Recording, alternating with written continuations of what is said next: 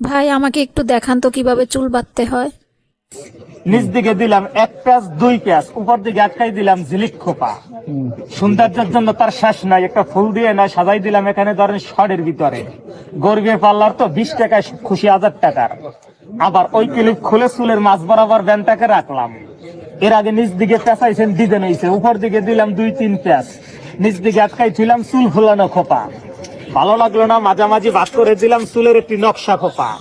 চুলের ভিতরে লাভ খোপা, আনকমন আকর্ষণীয় প্রিয় একটা খোপা, যা বাংলার কোন ব্যান্ডে আজ পর্যন্ত করতে পারে না। 1000 টাকা দিয়ে ব্যান্ড কিনলো, 5 ওয়াক্ত নামাজ পড়ে, বিভিন্ন কাজকর্মের তো অসুবিধা, রান্না বাড়া, ঘর ঝাড়ু দেওয়া, পাতে চুল পরে, গরমে ছটফট করে, খোপা হাত দিয়া বাঁধে, ছুটে যায়।